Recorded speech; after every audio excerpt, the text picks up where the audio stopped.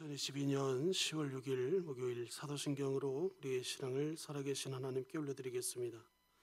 전능하사 천지를 만드신 하나님 아버지를 내가 믿사오며 그 외아들 우리 주 예수 그리스도를 믿사오니 이는 성령으로 잉태하사 동정녀 마리아에게 나시고 본디오 빌라도에게 고난을 받으사 십자가에 못 박혀 죽으시고 장사한 지 사흘 만에 죽은 자 가운데서 다시 살아나시며 하늘에 오르사 전능하신 하나님 우편에 앉아 계시다가 저리로서 산자와 죽은 자를 심판하러 오시리라. 성령을 믿사오며 거룩한 공예와 성도가 서로 교통하는 것과 죄를 사하여 주시는 것과 몸이 다시 사는 것과 영원히 사는 것을 믿사옵나이다. 아멘. 우리 찬송가 85장입니다.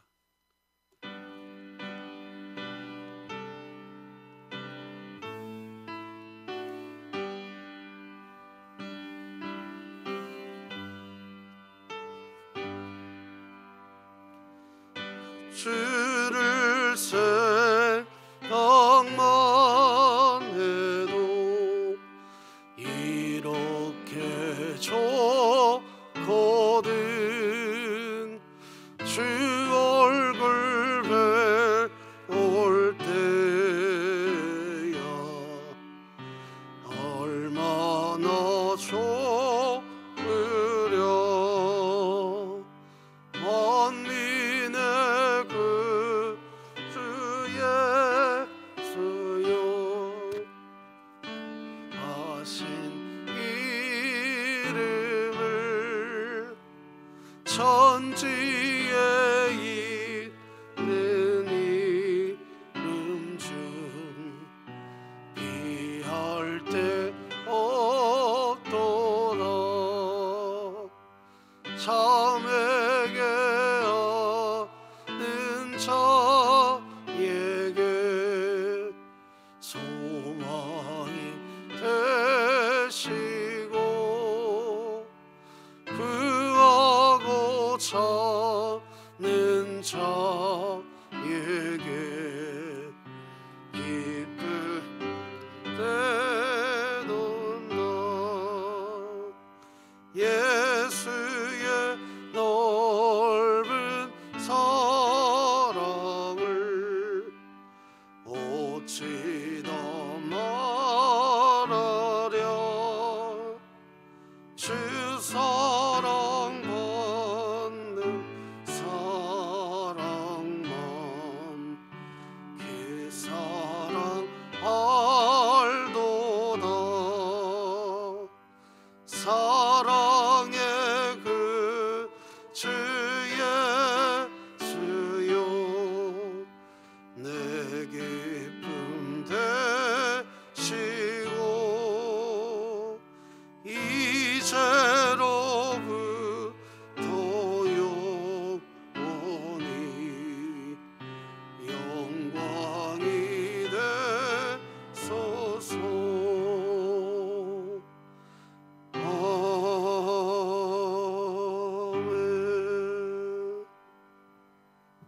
아멘. 우리 진흥교회 주간기도표 목요일 10월 6일 교회를 위해 기도합니다. 진흥교회 환우들을 치유해 주소서. 이수연 성도, 이순자 집사, 이은수 협동권사, 이주영 집사, 임기석 은퇴권사, 이면옥 성도, 장승길 집사, 장옥순 명예권사, 조봉진 집사, 진현우 어린이, 최명은 집사, 최난순 명예권사, 최현정 전도사, 홍성철 협동은퇴 장로, 홍일봉 목사, 하나님의 능력으로 치유하사 2022년 복음을 전수하는 가정을 세우는 교회가 되며 진흥교회 구역 모임이 작은 천국이 되게 하소서. 이웃을 위해 기도합니다. 어려운 시국에 진흥교회 성도들이 이웃들과 더 친밀하고 서로를 헤아리고 품어줄 수 있는 따뜻한 마음, 배려하는 마음을 주시고 시대의 위기를 지혜롭게 대처할 수 있는 지혜를 허락하여 주소서. 북한을 위해 기도합니다. 정치범 수용소가 폐쇄되게 하사 갇혀있는 성도와 주민에게 해방과 자유가 주어지게 하시고, 진흥교회가 입양하여 섬기기 원하는 평안남도 강동군에 하나님의 은혜가 임하게 하소서. 자녀를 위해 기도합니다. 영혼의 갈급함을 스마트폰에 의지하여 육체적 만족과 쾌락을 따라 중독에 빠져드는 다음 세대를 불쌍히 여겨주시고, 부모 세대가 끝까지 타협하지 않고 깨어서 다음 세대를 말씀으로 양육해 나가게 하소서. 국가와 열방을 위해 기도합니다. 한국에서 매년 1만 3천 건이 넘는 자살로 인해 가족들이 슬퍼하며 통곡하는 소리를 들으시고, 복음의 능력으로 임하사 그 눈물을 멈춰 주시고, 자살 예방단체와 기독교 단체가 연합해 개발한 돌봄 매뉴얼이 한국교회의 현장에서 유족들을 섬기고 위로하는 일에 쓰임받게 하소서. 선교와 전도를 위해 기도합니다. 수원지역 대학교 CCC 순장 순원들이 항상 낮은 자의 마음으로 하나님의 말씀에 순종하며 하나님의 풍성하신 은혜가 날마다 누리게 하소서. 이 모든 것 우리 주 예수 그리스도의 이름으로 기도드립니다. 아멘. 오늘 하나님이 우리에게 주신 말씀은 사무엘하 12장 16절에서 25절 말씀까지입니다. 구약 성경 480쪽에 있습니다. 사무엘하 12장 16절에서 25절 말씀까지입니다.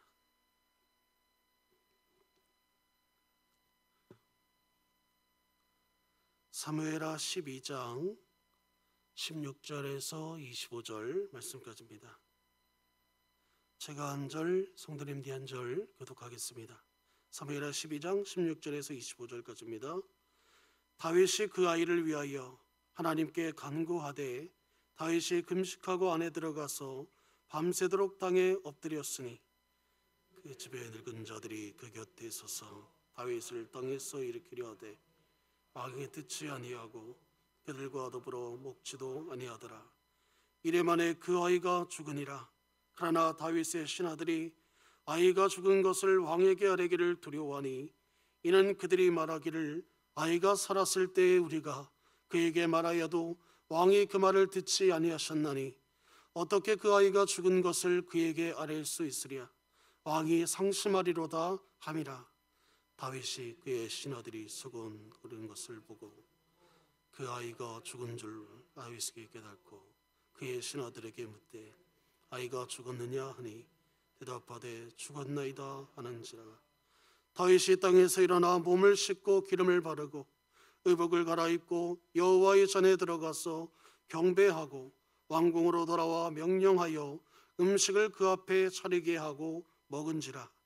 그의 신하들이 그에게 이르되 아이가 살았을 때에는 그를 위하여 금식하고 오시더니 출근 후에는 일어나서 잡수시니 이 일이 어찌 됨이니까 하니 이르되 아이가 살았을 때에 내가 금식하고 온 것은 혹시 여호와께서 나를 불쌍히 여기사 아이를 살려주실는지 누가 알까 생각함이거니와 지금은 죽었으니 내가 어찌 금식하랴. 내가 다시 돌아오게 할 수 있느냐. 나는 그에게로 가려니와 그는 내게로 돌아오지 아니하리라 하니라.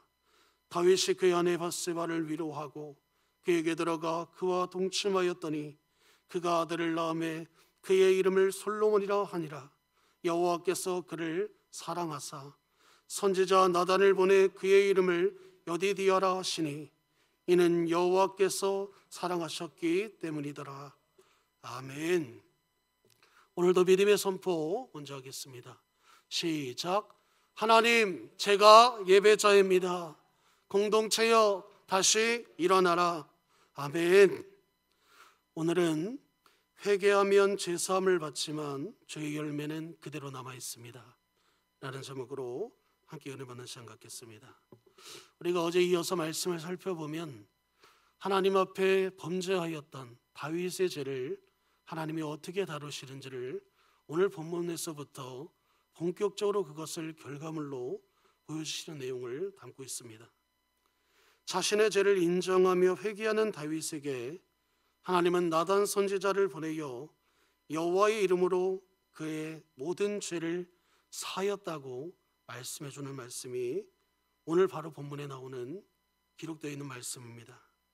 그런데 이상한 점이 있는데, 분명히 본문 13절에서 하나님은 나단 선지자를 통해서 다윗이 저질렀던 죄에 대해 죄사함을 받았다고 말씀하셨는데, 그렇다면 이제 다윗이 우리아의 아내 밧세바와 또 우리아를 일부러 전쟁터에 내보내어 그를 죽게 만든 것에 대한 이 사건에 대하여 용서받았다는 말인데, 왜 이것으로 끝나지 않고 죄는 용서하시되 죄의 열매는 남겨두셨을까 하는 이 문제가 오늘 남아있는 문제라는 겁니다.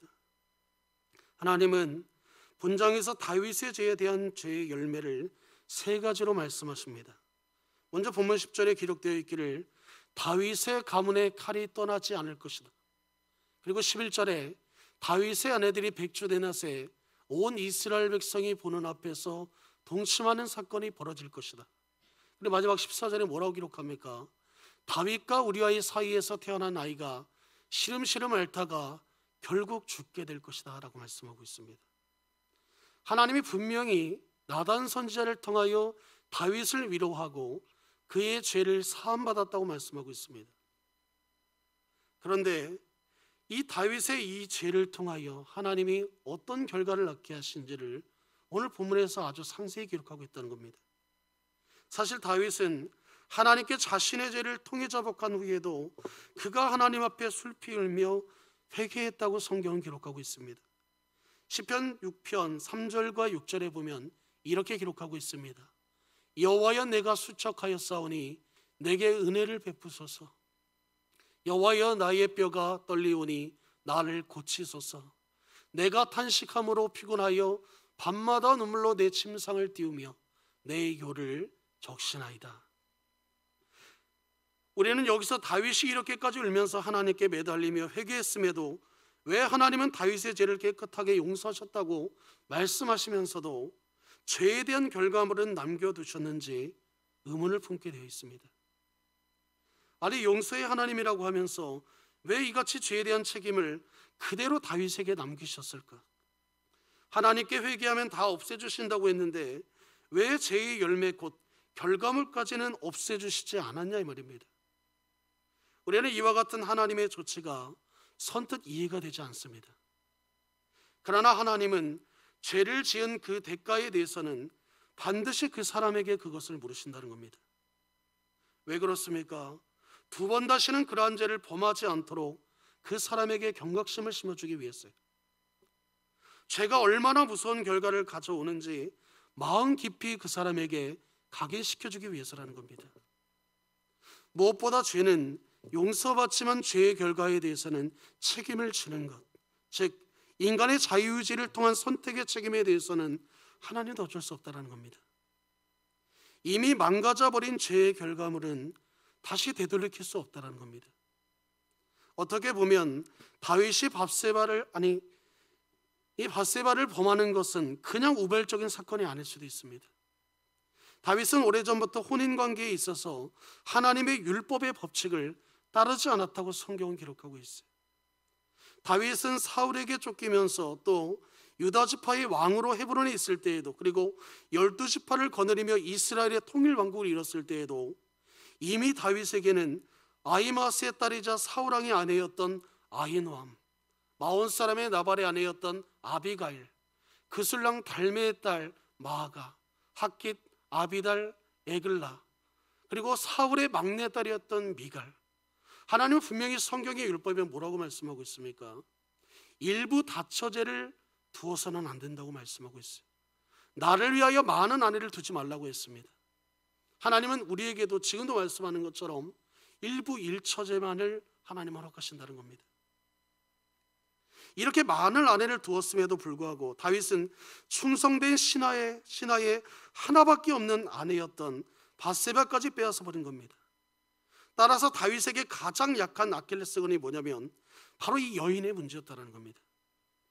이것이 하나님이 그냥 눈 감아주시고 넘어간다면 얼마든지 재발할 수 있는 다윗의 고질병이기도 합니다.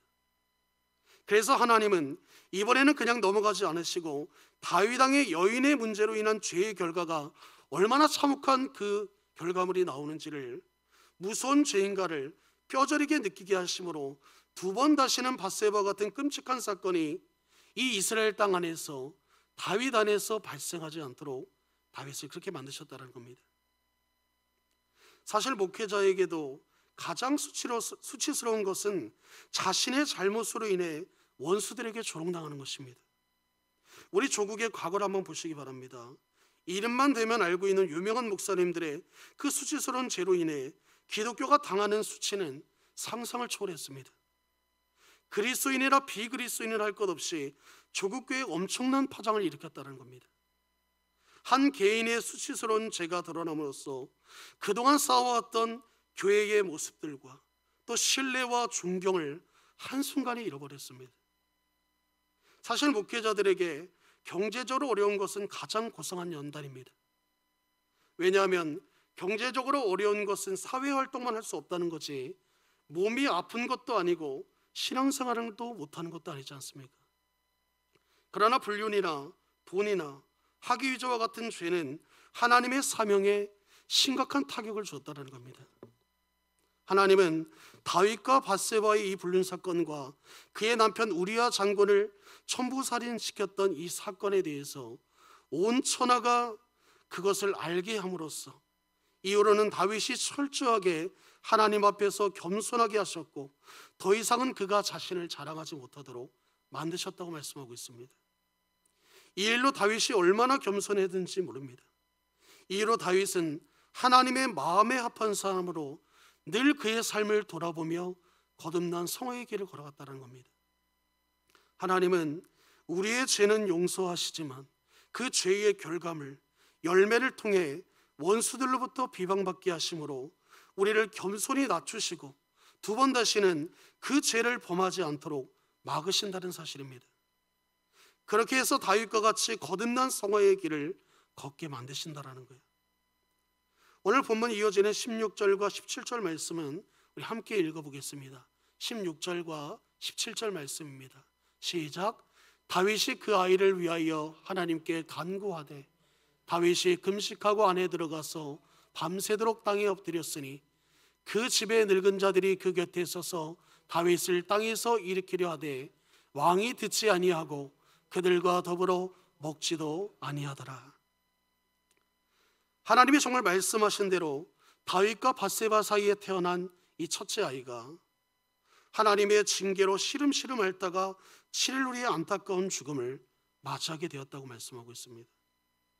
다윗은 나단 선지자를 통해 자신과 밧세바 사이에 태어난 아이가 분명히 죽게 될 것을 들었습니다. 그런데 다윗은 혹시나 자신이 하나님께 간절히 간구하면 아이의 죽음을 막을 수 있지 않을까 생각하고 아픈 아이를 위하여 7일 동안 하루도 쉬지 않고 금식하며 하나님께 울부짖으며 기도했다는 겁니다. 지금 다윗의 이 기도하는 이 간구는 자신의 모든 체면과 권위, 왕으로서의 위치 등 모든 것을 다 내려놓고 할 수 있는, 자신의 수단과 방법을 가리지 않고 할 수 있는 모든 것을 여기에 쏟아서 집중했다는 겁니다. 하나님께 간구하여 제발 이 아이를 살려주실 것을 기도하고 있는 것입니다. 그런데 다윗은 왜 이 일이 어떻게 될 줄 알면서도 이렇게까지 금식하며 기도했을까요? 다윗이 그동안 경험하고 체험한 하나님은 너무나도 긍휼이 많으신 하나님이셨습니다. 그 긍휼이 너무나 크셔서 아무리 죽을 것이라고 정해놓으신 아이일지라도 하나님께 울며 매달리면 그 아이를 살려주시지 않을까 생각하고 하나님을 믿었기 때문이라는 겁니다. 물론 이 일을 그대로 진행하느냐 아니면 번복하느냐는 것은 하나님께 달려있는 것입니다. 여러분, 내가 사랑하는 자녀가 죽는다 생각하면 이 일을 단순히 우리가 생각해서 하나님의 징계가 그렇구나, 이렇게 단순하게 생각할 부모가 이 세상에 있겠습니까?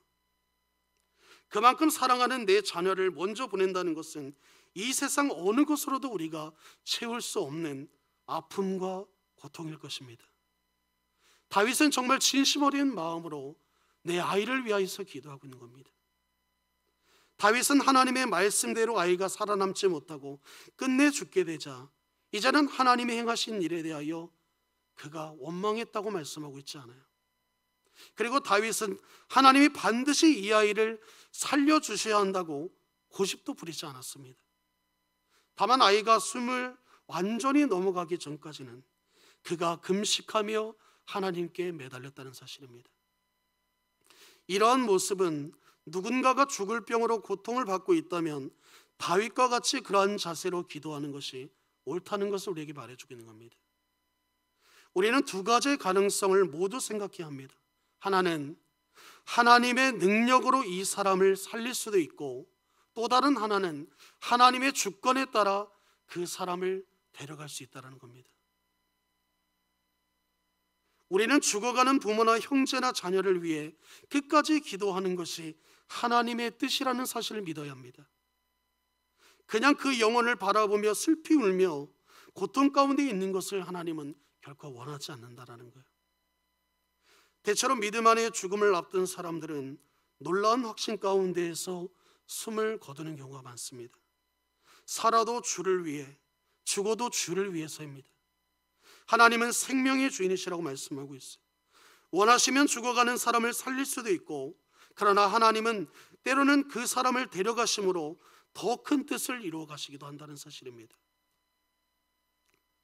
다윗과 밧세바 사이에 태어난 첫째 아이는 비록 하나님의 말씀대로, 그 하나님의 징계로 그 아이는 죽게 되었지만, 이 두 사람 사이에 누가 태어났다고 오늘 본문에 말씀하고 있습니까? 바로 하나님의 성전을 짓고 당대 지혜의 왕이라고 불리는 솔로몬 왕이 다윗과 밧세바 사이에서 태어났습니다. 우리는 하나님의 기쁘신 뜻을 전혀 모르기 때문에 우리는 어떤 상황에 주어졌든지 간에 최선을 다해 충성해야 됩니다. 또 최선을 다해 하나님께 기도로 간구하며 하나님의 기쁘신 뜻을 드러낼 수 있도록 우리는 날마다 순종해야 된다는 겁니다. 저는 이 본문의 내용을 보면서 하나님의 기쁘신 뜻이 있다고 오늘 본문에서 그것을 느꼈습니다. 하나님은 다윗의 죄로 인하여 밧세바의 첫째 아들을 죽이심으로 마무리 지으시는 것이 아니라 다윗이 하나님 앞에 철저하게 회개하는 이 과정을 통해 자신이 저지른 죄의 심각성을 절실히 깨닫게 하시고 하나님의 위엄과 존귀하심을 드러내심으로 다시는 다윗이 이러한 죄로 인해 불순종하는 삶을 살지 못하도록 완전 그 다윗 안에서 죄의 싹을 제거하셨다는 겁니다. 이어지는 본문 18절과 20절 말씀에도 그 내용에 보면 7일 만에 아이가 죽게 되자 다윗의 신하들은 아이가 죽은 사실을 다윗에게 알리지 못했다고 말씀하고 있어요. 왜 그렇습니까? 아이가 아플 때 금식하며 기도하는 다윗 왕에게 아이가 죽었다는 소식을 전하면 다윗 왕의 마음에 상심이 클 것을 그들이 그것을 알았기 때문에 전하지 못했다고 말해요. 이때 다윗은 신하들의 수군거림을 보고 아이가 죽었음을 알았다고 기록하고 있습니다. 그래서 아이가 죽었는지 신하들에게 묻습니다. 그때 신하들이 그렇다고 대답합니다. 그런데 다윗은 아이가 죽었다는 소식을 듣고도 아무렇지 않았다는 거예요. 그의 신하들의 예상과는 전혀 다르게 슬퍼하는 기색도 없이 도리어 다윗이 어떻게 행동했다고 말합니까? 그가 기도하던 자리에서 훌을 털고 일어나 몸을 씻고 여호와의 성전에 들어가 하나님 앞에 경배하고 자신의 왕궁에 들어가서 신하들에게 음식을 차리게 하여 먹었다고 말씀합니다. 완전히 반전이죠. 이것은 이미 아이의 목숨이 끝나버렸으니까 이것은 변경할 수 없는 하나님의 뜻이다라고 그가 여겼기 때문에 그것을 깨닫고 다윗은 기도의 자리에서 그대로 일어났다는 겁니다. 슬픈 감정을 억제하고 오히려 하나님께 찬양과 영광을 돌렸다고 말씀합니다. 이때 다윗의 신하들이 이와 같은 다윗의 모습을 보며 의아해하며 그에게 묻기를, 오늘 본문 21절에 보면 아이가 살았을 때는 그를 위하여 금식하고 오시더니 죽은 후에는 일어나서 잡수시니 이 일이 어찌 됨이니까 하니. 이때 다윗이 신하들에게 뭐라고 말합니까? 22절과 23절 말씀 같이 한번 보겠습니다. 22절과 23절 말씀입니다. 이르되 아이가 살았을 때에 내가 금식하고 온 것은 혹시 여호와께서 나를 불쌍히 여기사 아이를 살려주시는지 누가 알까 생각하오니와 지금은 죽었으니 내가 어찌 금식하랴. 내가 다시 돌아오게 할 수 있느냐. 나는 그에게로 가려니와 그는 내게로 돌아오지 아니하리라 하니라. 다윗의 이 고백이 얼마나 대단한 고백인지 모릅니다. 이와 같은 다윗의 자세는 하나님의 결정을 온전히 순종함으로 있는 그대로 받아들인 그러한 태도인 겁니다. 우리는 다윗과 같은 태도를 취하는 것이 결코 쉽지 않다는 것을 잘 알고 있습니다. 오히려 이미 지나간 일에 슬퍼하며 계속해서 마음을 쓰고 있는 경우가 많다는 거예요. 그러나 우리가 하나님의 결정임을 안다면 이제는 그것을 훌훌 털어버려야 합니다. 그래서 24절과 25절에 보면 다윗이 그 아내 밧세바를 위로하고 그에게 들어가 그와 동침하였더니 그가 아들을 낳음에 그의 이름을 솔로몬이라 하니라. 여호와께서 그를 사랑하사 선지자 나단을 보내 그의 이름을 여디디아라 하시니 이는 여호와께서 사랑하셨기 때문이더라. 아멘. 하나님은 다윗의 죄의 결과로 얻은 싹을 자르시고 우리아의 아내 밧세바를 다윗의 아내로 인정해 주십니다. 그리고 다윗과 밧세바 이 두 사람에게 솔로몬이라고 하는 아들을 허락해 주셨다고 말씀하고 있어요. 그리고 하나님은 솔로몬을 사랑하사 나단 선지자를 통하여 보내어 그의 이름을 따로 지어주셨는데 그 이름을 뭐라고 밝히고 있습니까? 여디디아라. 이 여디디아라는 말의 뜻은 여호와께 사랑을 입은 자다라는 표현입니다. 하나님은 다윗의 회개를 받으시고 내가 너를 여전히 사랑한다라는 것을 말씀해 주고 있는 것입니다. 네가 비록 죄를 범하여 나한테 징계를 받고 있지만 내가 너를 향한 그 마음, 그 중심은 여전히 변함이 없다는 거예요. 우리가 회개하면 죄의 열매에 대해서는 책임을 져야 하지만 하나님은 우리에게 여전히 너는 내 사랑하는 자녀라고 말씀하십니다. 나는 여전히 너를 사랑한다고 말씀하십니다. 그리고 우리를 안아주시고 위로해 주신다는 겁니다. 왜냐하면 하나님은 죄는 미워하시되 그 영혼은 끝까지 사랑하시기 때문이에요. 우리가 죄를 범할 것을 알면서도 하나님은 우리에게 예수님을 주셨다는 사실입니다. 그리고 예수님은 십자가에 못 박혀 돌아가셨습니다. 우리의 죄가 이제는 더 이상 사라질 것을 하나님은 생각하지 않았어요. 여전히 우리 안에 죄가 있을 것을 아셨고 여전히 우리 안에 범죄하고 있다는 그 요소들, 그 죄의 요소들이 남아있다는 것을 알고 있었다는 겁니다.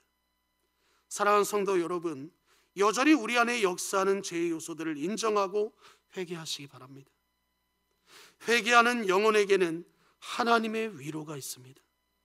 그러나 죄는 반드시 열매를 맺는다는 것을 우리는 기억해야 합니다. 죄는 용서받았지만 다윗도 자신이 지은 죄로 말미암아 그 열매는 다 경험해야 했다는 겁니다. 원수들에게 비방을 받고 죄의 열매로 난 아이는 죽었으며 이후로 다윗의 가정에는 근친상간과 반역으로 피가 끊이지 않았어요. 그의 첫째 아들이었던 암논이 죽고 압살롬이 죽고 아도니아가 죽었습니다. 다윗의 죄는 용서받았지만 죄에 대한 책임은 물으시는 하나님이십니다. 그러므로 우리가 죄를 짓지 않도록 날마다 내 영혼을 쳐서 말씀과 기도로 무장시켜야 된다는 겁니다. 중요한 것은 나의 죄를 자백하는 것이며 하나님께 두 손 들고 나올 수 있는 용기와 믿음이 우리에게 있으면 됩니다. 우리의 죄와 사망의 권세에서 벗어날 수 있는 회개의 길을 허락해 주시고 회개를 통하여 날마다 하나님을 만날 수 있는 은혜를 허락하신 그 하나님을 찬양하시기 바랍니다. 우리 그리스도인들은 삶의 고난도 하나님이 주신 은혜인 줄로 믿어야 합니다. 사람의 실패는 하나님의 실패가 아니기 때문이에요. 진짜 실패는 하나님의 은혜를 잊고 하나님의 신실한 사랑을 신뢰하지 못하는 것입니다. 이 세상의 가장 큰 복은 하나님의 은혜를 믿고 신뢰하는 것이고 세상에서 가장 큰 실패는 뭡니까? 하나님을 잊고 사는 것입니다. 그토록 내가 기도할 때 함께 하셨던 그 하나님을 잃어버리는 거예요. 내 상황만 바라보다가 하나님이 내게 베푸신 은혜는 생각지 아니하고 원망하고 불평하는 겁니다. 왜 하나님 나에게 이런 질병을 주었냐고, 왜 하나님 나에게 이런 상황을 주었느냐고 오히려 우리는 하나님께 따지는 거예요. 그런데 분명한 것은 가장 큰 실패는 하나님을 잊고 사는 것입니다. 아마 성도님들도 잘 알고 계실 겁니다. 내 삶의 모든 것이 하나님의 은혜라는 것을 말입니다. 우리가 지금 당하는 고난 중에도 하나님의 은혜는 끊임없이 계속 이어지고 있습니다. 그런데 그 한두 가지 고난 때문에 만 가지 은혜를 잃어버리고 불평하고 원망하고 절망하는 것은 정말 어리석은 모습이에요. 우리는 하나님의 은혜를 영원히 잊지 말아야 합니다. 하나님의 자녀가 하나님의 은혜를 잊어버리면 추하게 되고 결말도 그리 좋지 못합니다. 반면에 은혜를 잊지 않으면 반드시 은혜는 덧입게 된다는 거예요. 가정생활도 마찬가지입니다. 남편과 아내가 서로에 대하여 얼마나 고마운 존재인지를 잃어버리면 그 부부관계는 얼마 되지 않아 더 이상 하나로 화합할 수 없다는 겁니다. 하나님이 하나로 맺어주신 부부도 그러한데 하나님의 마음은 말할 것도 없지 않겠습니까? 우리에게 성령 하나님이 안 계시다면 우리가 어떻게 살아갈 수 있겠습니까? 하나님의 은혜가 없고 성령님의 함께 하심이 없다면 살아가는 것이 참으로 외롭고 고달프고 힘들고 무거울 것입니다. 감사는 복을 받는 길이고 우리의 불평은 나를 더욱더 힘들게 만드는 길이라는 것을 믿으시기 바랍니다. 우리의 삶은 여전히 고난의 연속이지만 그래도 하나님의 은혜를 잊지 않고 감사하는 마음을 잊지 마시기 바랍니다. 성도 여러분, 우리의 삶이 아무리 어려운 일을 겪는다 할지라도 시간이 지나고 보면 별것 아닌 경우가 많아요. 분명히 우리 안에 걱정거리는 있겠지만 우리가 지난달에 무슨 걱정을 했는지, 작년에 무슨 걱정을 했는지 지금 거의 기억을 못하고 있지 않습니까? 우리 과거의 코로나 시대 때 어땠어요? 뭐 다 아시는 분들은 아시겠지만 담임 목사님이 정말 스트레스 많이 받으셨잖아요. 그래서 오죽하면은 쓰러지시기까지 하셨습니다. 우리는 단순히 그랬구나 이게 아니라 그만큼의 그 상황은 너무나 힘들었고 그 상황은 말로 다 표현할 수 없었어요. 가장 가까이에서 사모님이 보셨고 가장 가까이에서 우리 부교육자들이 그것을 봤어요. 목사님 한 분만 그렇습니까? 우리들의 마음도 너무나 괴로웠어요. 그렇게 하나님 앞에 예배하고 그렇게 하나님을 찬양했던 것이 이렇게 소중했구나. 그런데 우리가 이제는 그것을 기억하고 있지 않잖아요. 그 말인즉슨 오늘 걱정하고 근심하는 것이 시간이 지나고 보니까 하나님의 선하신 가운데 모든 것이 합력하여 선을 이루고 회복되어지고 치료되어지고 해결되어졌다는 겁니다. 중요한 것은 우리에게 주어진 오늘이라는 이 시간에 아무리 고난이 있어도 하나님께 감사하며 하나님을 향한 사명과 비전을 향해 열심히 살아가다 보면 분명히 우리 안에 웃게 되는 놀라운 일이 일어날 것이라는 거예요. 그 일들이 펼쳐지게 될 것이라는 겁니다. 항상 그리스도인답게 당당하게 신앙생활 하시기 바랍니다. 늘 하나님을 생각하며 기뻐하시고 쉬지 말고 기도하시고 모든 일에 범사에 감사하시고 하나님의 사랑을 풍성히 누리시는 저와 성도님들이 되시기를 주님의 이름으로 축복합니다. 기도하겠습니다. 하나님 아버지 감사합니다.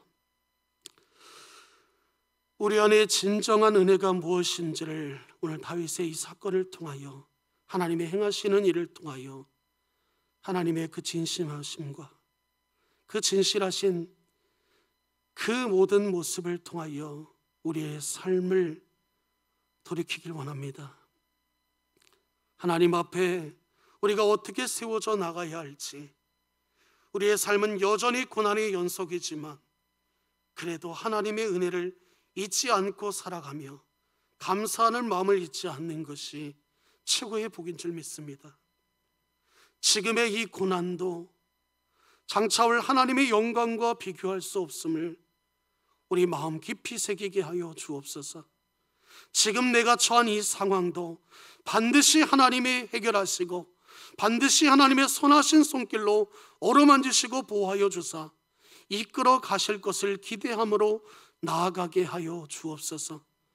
우리는 현재의 상황은 바라보는 것이 아니라 미래에 하나님이 나를 통하여 일하시고 나의 모든 상황을 누구보다 잘 아시는 하나님의 그 은혜가 있음을 기억하기에 오늘도 우리는 당당하게 우리의 믿음을 세워가며 하나님의 말씀을 늘 우리 마음에 새기며 살아갈 수 있도록 인도하여 주시옵소서. 오직 예수 그리스도 주님 한 분이면 충분한 그러한 믿음의 공동체들로 온전히 세워지게 하여 주옵시고, 특별히 우리 구역을 세워가는 아버지 하나님, 이 귀한 사명 앞에 우리 모든 성도가 한 영혼도 빠짐없이 어떤 자리에 있든, 구역장의 자리이든 구역장의 자리이든 아니면 구역원의 자리이든지 간에 모든 그 자리에서 하나님 앞에 최선을 다하여 하나님을 찬양하고 예배할 수 있도록, 하나가 되어질 수 있도록 인도하여 주시옵소서. 오늘도 주신 이 말씀 기대하며 붙잡고 살아갈 우리 사랑하는 주님께 모든 성도들 가운데 함께하여 주실 것을 믿고 감사하며, 이 모든 것 우리 주 예수 그리스도의 이름으로 간절히 기도하옵나이다. 아멘. 우리 주님이 가르쳐 주신 주기도문으로 오늘 예배를 마치겠습니다. 하늘에 계신 우리 아버지여, 이름이 거룩히 여김을 받으시오며 나라가 임하시오며 뜻이 하늘에서 이루어진 것 같이 땅에서도 이루어지이다. 오늘 우리에게 일용할 양식을 주시옵고, 우리가 우리에게 죄 지은 자를 사하여 준 것 같이 우리 죄를 사하여 주시옵고, 우리를 시험에 들게 하지 마시옵고 다만 악에서 구하시옵소서. 나라와 권세와 영광이 아버지께 영원히 있사옵나이다. 아멘.